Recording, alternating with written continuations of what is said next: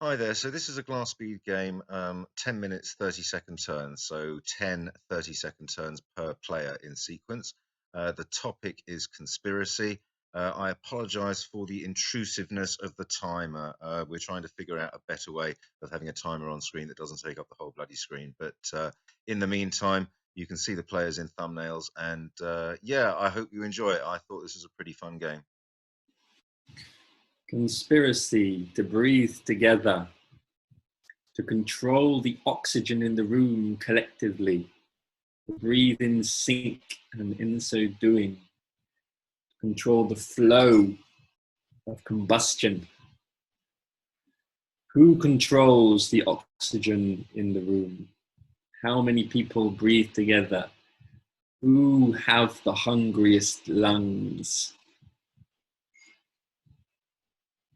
Conspiracy is collective, but it is also secretive. So it is not universally collective. It's an in-group, out-group situation. So you have one in-group seeking to steal all the oxygen from itself, breathing collectively before everybody else is able to breathe and get their bit of oxygen. Mm-hmm.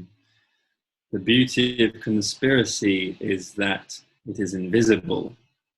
We can be breathing at the same time, we can be breathing together and nobody can notice it. Because we have breathed together behind closed doors where conspiracies are born. And then afterwards, wherever we go, we always breathe together. Our breath is always in sync. Conspiratorial, behind closed doors, evokes notions of whispering and furtive glances. There's something in a conspiracy where the conspirators, there's shame somehow in there. They know they're doing wrong. They know they have to look over their shoulder and make sure nobody else can figure out what they're doing.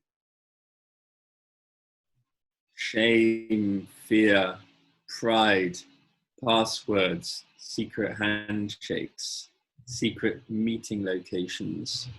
Draw a symbol on the floor in chalk as we meet and then wipe it away.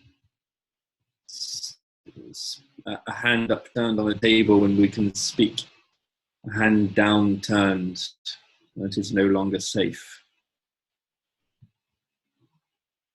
Safety is key. The fear of exposure is the deepest fear of the conspirator, as exposure must be avoided at all costs.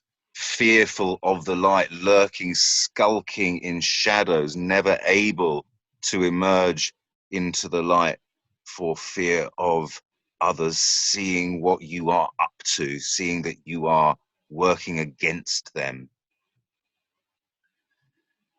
If the conspiration is revealed, then it breaks the potency of the accumulated collective breath.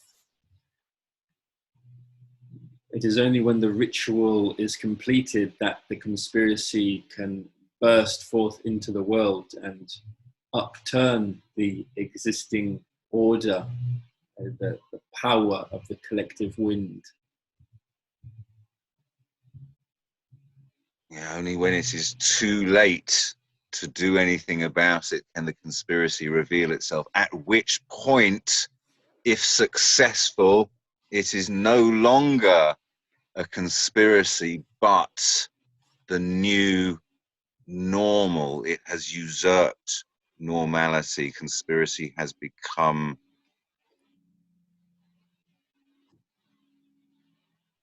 today. All normals are conspiracies. Some conspiracies are more consensual than others. Some conspiracies, we have forgotten that they are conspiracies and we accept them as the order of the communal breath, that this is how everybody should breathe, that some should breathe deeply and others should breathe shallowly. conspiracy that is so ancient and so widespread that it is no longer thought of as a conspiracy. So is at what point does a conspiracy stop being a conspiracy? So number one, when it is revealed, and number two, when it is what? The dominant, the majority, the significant minority?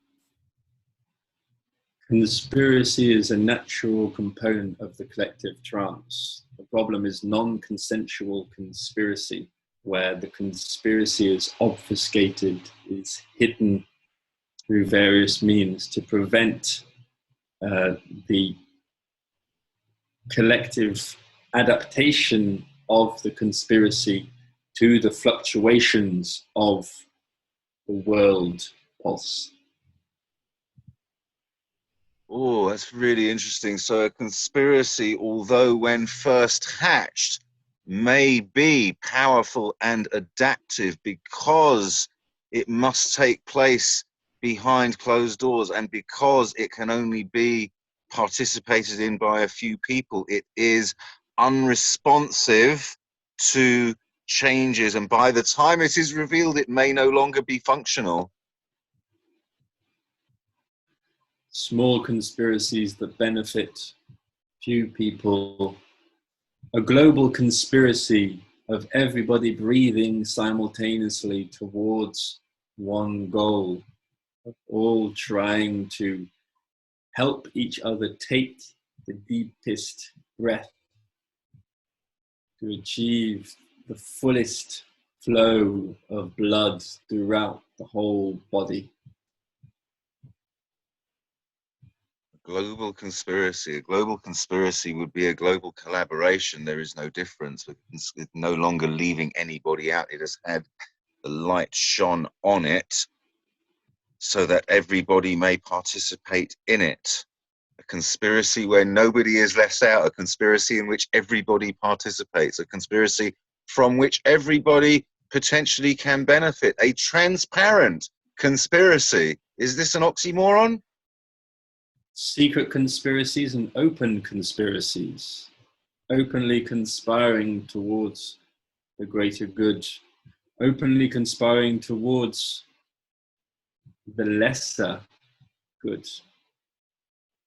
Scientology, anti-abortion Catholic megachurches.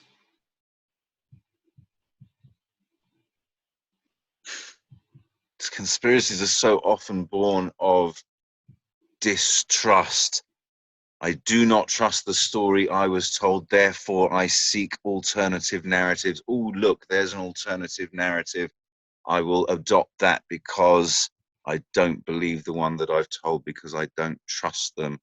There's something about conspiracies abounding when narratives are not trusted. Justified paranoia at being continually lied to, damaging one's capability to differentiate between truth and lie, becoming confused at what is the truth because it has been so undermined that one can no longer distinguish black from white.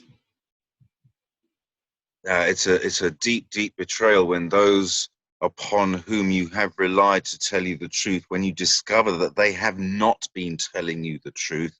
This is a profound betrayal and must be psychologically very traumatic. And in times of trauma, one grabs for things which will give them comfort, even if they are not actually nurturing or helpful.